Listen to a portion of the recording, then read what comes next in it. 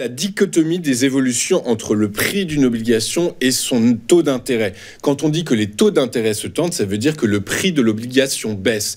Si le prix de l'obligation baisse, c'est finalement ça reflète une bonne nouvelle. Ça reflète le fait que les investisseurs ont confiance en quelque chose. En l'occurrence, quand on parle des obligations américaines, ça veut dire que les investisseurs ont confiance en la trajectoire de l'économie américaine. Ça veut dire ce qui explique pourquoi le prix des obligations est bas et leur rendement est élevé. Ceci étant, et j'apporterai un bémol qui pourrait être intéressant, ce matin, l'ONU a publié un rapport dans lequel elle fait des projections de croissance pour l'économie mondiale et elle nous fournit également le détail de certaines projections, notamment pour l'économie américaine. Tenez-vous bien, l'économie américaine, c'est 2,8% de croissance en 2024 et 1,9% projeté en 2025. Ce qui veut dire que cette situation sur les taux d'intérêt, sur le marché obligataire, pourrait ne pas persister. Du coup, par la force des choses, et je reviens à la parité euro-dollar dont vous allez nous parler, qui est passée sous les 1,03, qui navigue sous les 1,03 à l'heure actuelle, eh bien, ça pourrait être un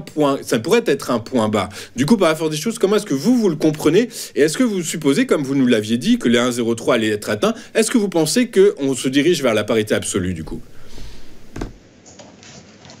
Alors effectivement, il y a aux États-Unis une croissance assez intéressante et qui est également, comment dirais-je, qui comprend également une certaine forme d'inflation. Il y a de l'inflation aux États-Unis, comme on l'a évoqué, au-dessus de la cible d'inflation de la Fed, au-dessus de 2%, voire au-dessus de 2,5%. Donc il y a de la croissance.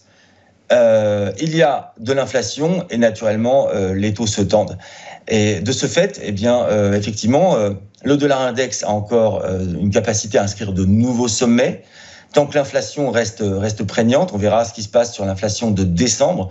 Mais si celle-ci ressort encore, comme depuis un certain nombre de mois, bien au-dessus de la cible de la Fed, de la cible d'inflation de la Fed, eh bien, le marché continuera d'anticiper que le pivot de la Fed, qui a débuté en réalité à la fin de l'année 2024, n'ira pas si loin que cela. Et donc, les taux continueront à se tendre, le dollar index continuera de progresser. Et alors là, le graphique que vous avez sous les yeux, l'euro-dollar pourra bien encore enfoncer le seuil des 1,03 que nous avions anticipé depuis, je crois, quelques semaines ou 1 ou 2 mois sur votre plateau. Très clair. Donc, a priori, le scénario que vous mobilisez le plus, c'est celui d'une poursuite de la baisse de l'euro-dollar. Alors, je vais pas être plus royaliste que le roi.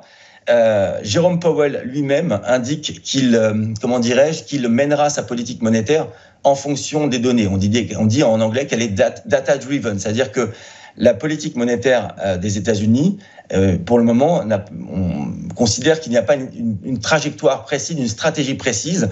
Le gouverneur lui-même indique qu'il fera en fonction des datas qu'il observe.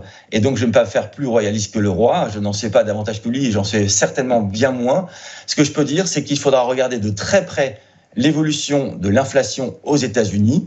Si celle-ci, comme je l'indique depuis tout à l'heure, est au-dessus de 2,5%, voire s'approche de 3%, je parle du Price Consumer Expenditure ou du CPI, eh bien, fort à parier que l'euro-dollar continuera de s'enfoncer, le dollar index d'instruire de nouveaux sommets, et probablement le SP500 aura du mal également, lui aussi, à former de nouveaux sommets et rejoindre des plus hauts historiques, ou en tout cas aller bien au-delà.